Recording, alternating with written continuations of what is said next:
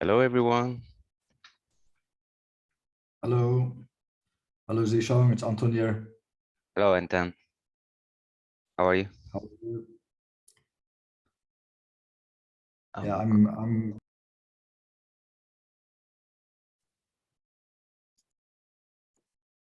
Hello, everyone.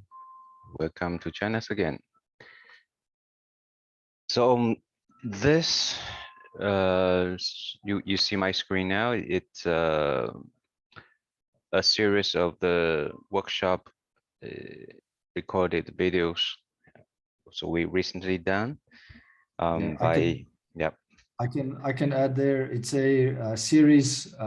We've had a workshop physically in Grenoble in France at the end of June, beginning of July, and based on the series, we decided to make short videos covering everything in that workshop. So it's covering many important tools in Dragonfly, and hopefully the focus is more on the how-to. So it might be useful for new users a lot, especially the first videos, and then also even experts can learn something about some tools you're not maybe not used to using up to now. So I hope that you find it useful, and we will try to continue to do this. And of course, we will continue with these great webinar sessions of Zishang also, which are just as useful. So yeah. Yep, great. Thank you, Anton. That's very nice. And the link for this playlist is also posted in the chat in this Zoom session. So if you want to save that link, you can do it now. What I'm trying to show today is quite simple. Like I have a fresh instance of Dragonfly 2022.1 here. I have nothing loaded. For demo purposes, I just create an artificial data using the artificial data generator. You can create either image or an image or an ROI or multi-ROI. I create an image first. You can add noise here. I'm sorry, here, and you can make some pattern. So I just keep it simple, and the size here, spacing here, so you can specify all the parameters about the image. So I'm going to use this for my demo. It doesn't look nice, but it will do what I want. So basically, after we have the image, we will create ROI or new ROI for segmentation. We could create multi ROI if we want. So multi ROI has at least two classes. But let's start with ROI, so which is only one class or binary. So after I create an ROI, I can paint. So you know of this very well. On 2D view, I can use all the 2D view tools. In 3D view, I can use the 3D view tools. So I'm going to paint on 2D view. I maximize my 2D view. So I can use the brush to paint. Like this is a circle because I'm using 4. I can keep painting. You know, we have an undo button, but this undo button, it does only one step. So you see, if I keep pressing it, I get back and forth the last step. And it's very often people ask me, can I use Control C to do this? By default, no, you're not able to do that because when I press Control C, this is what Control C does. Like this is original view. If I do Control C, you see X, Y, the axis, Y and the X here. Oh, sorry, it doesn't change that axis. It just changes my view. The default Control C changes my view, which means it changes my camera position. So if we go to the preferences, we have configurable actions. Every the keyboard and the mouse, the shortcut and the mouse action, they are all set up here. So we have maybe thousands of configurable actions. I think that's set by default. It's the camera. You see, left control C. Yeah, by default, the left control Z is for set camera from plus Z. So it's from the Z plus direction to set up the camera. But this is not what I want. I want to set up a Control Z for doing the same thing as the undo button. We don't have it right now in the standard version of Dragonfly, so that's why I call it unofficial way to set it up, because I have a file coded by my colleague. Let me find the file. I save quite a few files. So this one is made by my colleague for adding action. So you can see Dragonfly is very flexible. You can customize a lot by adding new functions. In this case, it's a new configurable action, which is the undo. So I'm going to copy this to my Dragonfly folder. I choose the program data, which is for all users on this Windows system. If you want something to be only available for the current user, your own Windows account, so you have to go to the local app data. But now I'm using the program data. So I'm going to 22.1. I'm going to Python. You see here generic actions. So I copy the code, the file here. Now, I think I need to restart.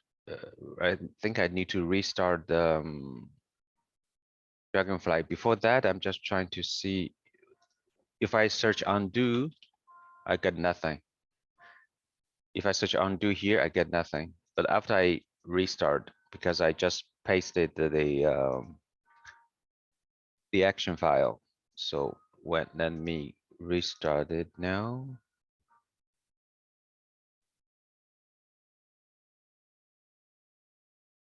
This time it will load that action file. So we should be able to see a new configurable action now for undo. So let's set it up.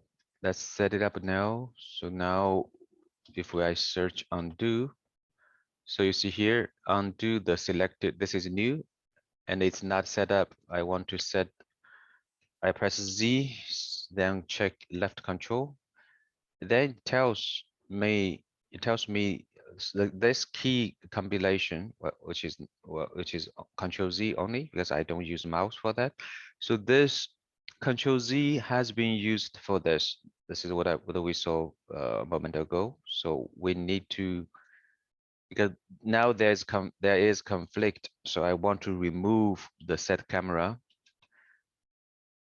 You see here the set camera is red, means there's because I don't use, there's conflict and I don't use set camera shortcut, so I don't want this anymore. So I check that, so I remove this. This one not from my recent change, from somewhere else. It's hide visibility of object in 2D, because there is some there's some conflict too. So this action has the same key as this action, which is a rotate oblique Y. So I don't use it. So I don't care about this because I'm not using that now. Okay, now we have set up the undo shortcut. Let's try it again. For create an object, as we saw, we can create an ROI directly.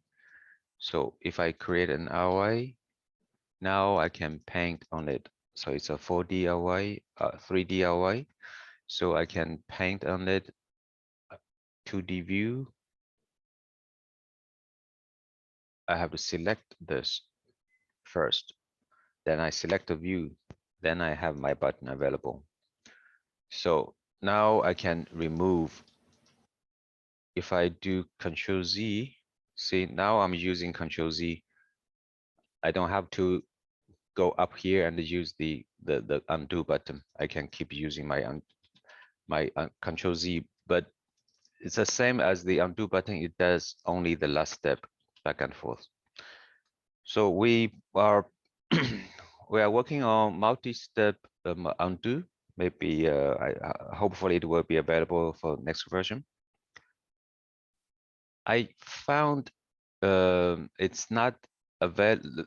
The action I just set up, I found it's not not available for multi ROI. For example, if I have multi ROI, I can paint the class, but the Control Z doesn't do. But the undo button will do. So now I'm using Control Z, it doesn't do anything, but undo can remove the last one, which means the action does not apply to multi ROIs. So if we want that work, we have to modify that code. So this is about undo. If you want, I can share with you that script, that small file. I will spend a few more minutes to explain something else. So let's remove this. Let's start from the images.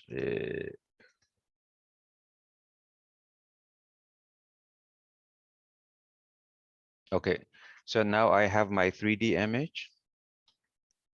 Then I'm going to create a ROI, and I can paint. For demo purposes, as I said, it's only to show the idea. So I paint on my, okay, let me paint a 3D. Let me undo this. Let me do it again with 3D.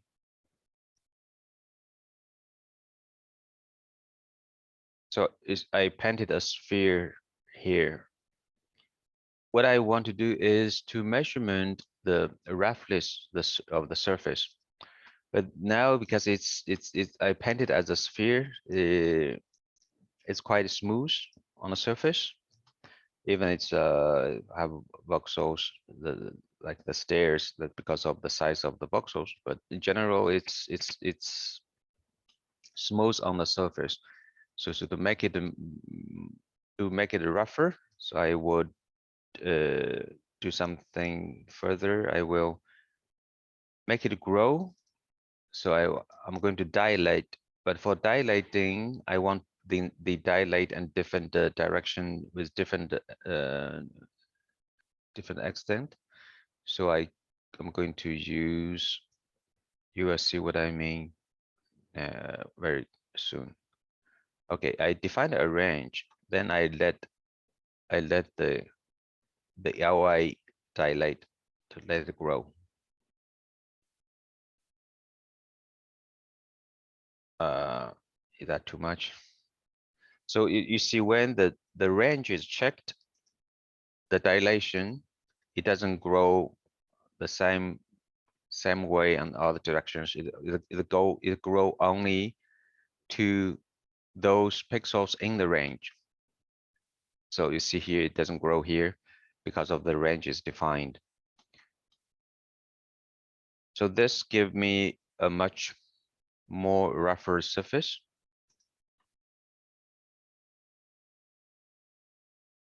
We look at the 3D also.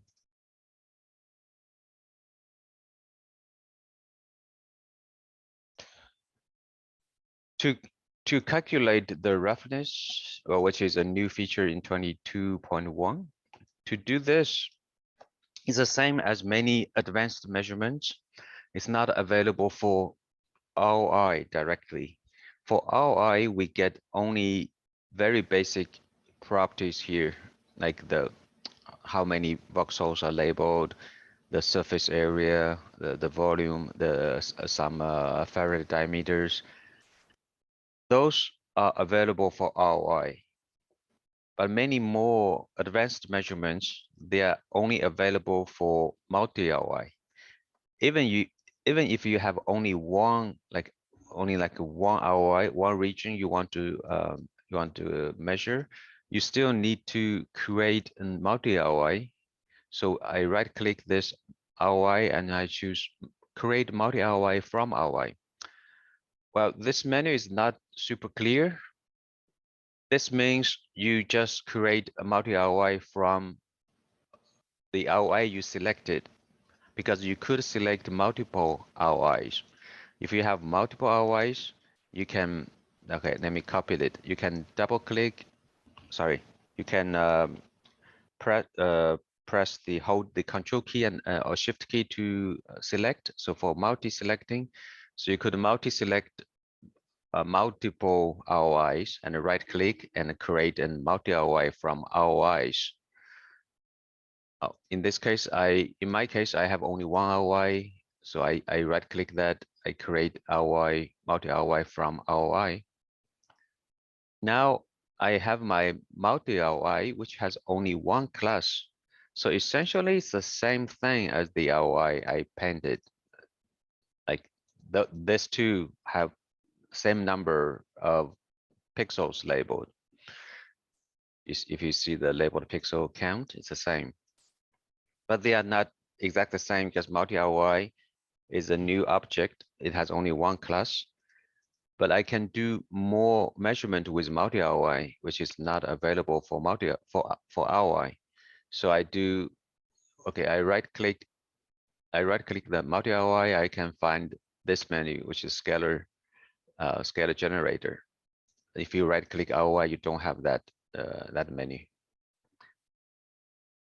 All right, for now we go into scalar generator. This is all the measurements we can do for multi ROIs. Because each measurement will be done for each class in that ROI, in that multi ROI. So in that multi ROI, if you have, for example, 100 classes, you will get 100 measurements. You will get a list. And now I have only one class, so I will for each measurement I get only one value, which is the measurement for this class. But I can do many measurements, many different measurements. The first category is 2D measurements, which is not applicable to this case because I have a 3D image or 3D ROI. To use the 2D measurement, your ROI must be a single slice. Like your ROI, it will show in the image plane, it will show slice one by one. So which means it's a 2D ROI or multi ROI. Otherwise, you get everything to be 0. So I don't use 2D measurements now because I don't have a 2D image or 2D ROI. And everything here will be okay for me to compute now. We call it basic measurements. And here's the basic measurements with data set. Because for the basic measurements without data set, because everything here that it does not depend on the intensity of any images. It's only depending on the labels of the ROI, the labeled pixels of the ROI. And here you see for the measurement with dataset. You see it could be intensity of one image, the mean maximum mean intensity, or the weighted center of mass, because it's weighted by the intensity. So all this would require an image to contribute the intensity to calculate all this. So for this, if you choose this one, you have to select a data set, because sometimes we have multiple data sets. You have to select which data set you want to compute for those measurements. There's some other things okay, there's some other things we are not going to talk about today. So we're going to use the roughness.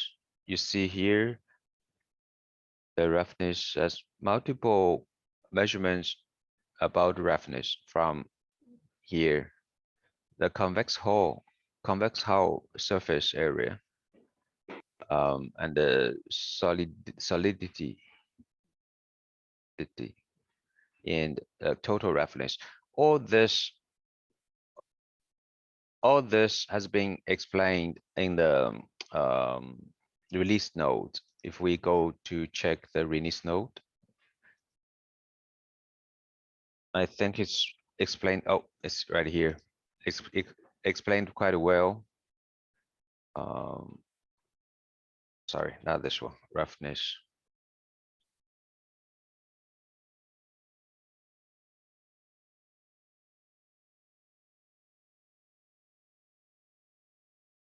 Okay.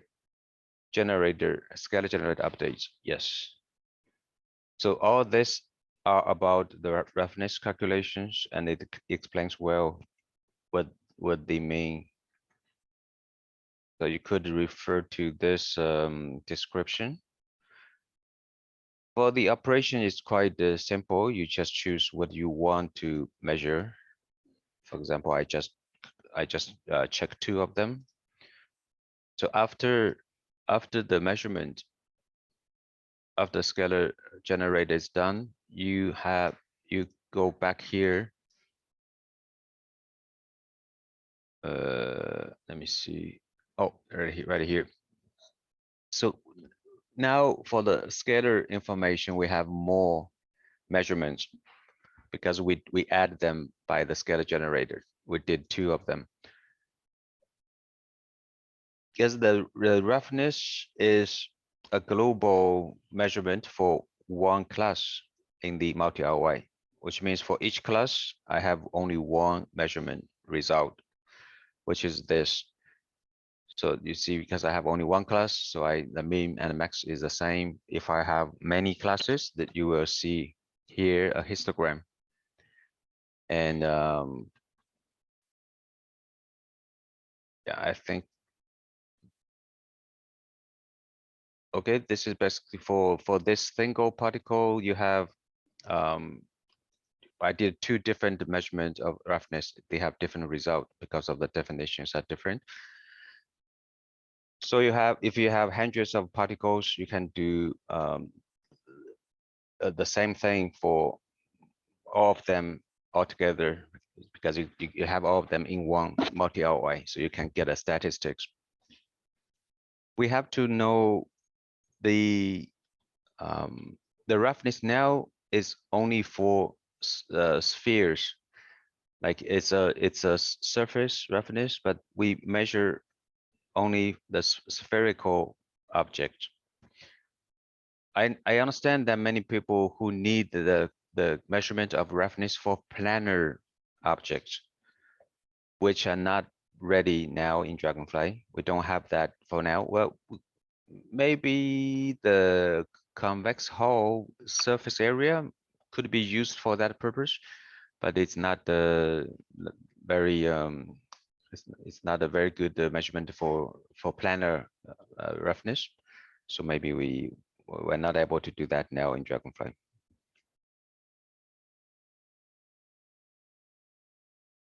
Okay, that's all I want to demo today. And does anyone have any questions?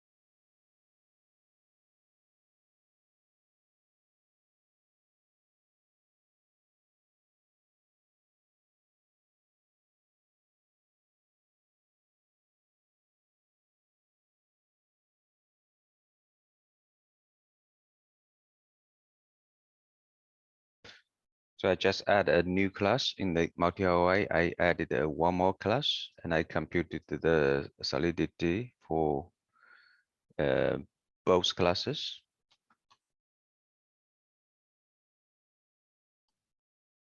So that's very nice. Thank you for that demo, Zishong. There's a question there about what is the unit of roughness here? According to this theory, we can look it up. Yeah, that depends on the definition of the measurements, right?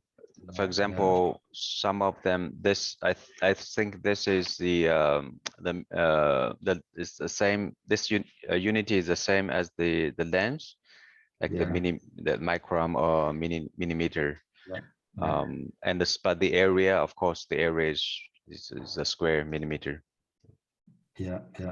I can also just add something that I was working on in the past is trying to measure from roughness on flat surfaces using something like a signed deviation map. So it's something that I will work on in the next month or two. So maybe once I resolve how to do it in Dragonfly, I can share that here. So it should be quite easy to calculate roughness by taking a mean surface flat plane and calculating the sign deviation map between the actual surface and the flat surface at multiple points along the surface. So watch the space. I think that's even better because you get a kind of distribution of the deviation, right? It's a mapping. It's not the one measurement for the whole object. You get a right, you get a reference map. Well, that's great. I look forward to that. That'd be nice if you can share with us when it's ready. Okay, sure. All right. Are there any more questions? Don't be shy. It's a small crowd, so we would like to help, and we're happy to chat about anything, any problems you're having. Right. Or if you want us to demo anything in the next weeks, you let us know. Otherwise, I just pick what I have done. But I would be more happier to answer your questions or to demo what you want to see.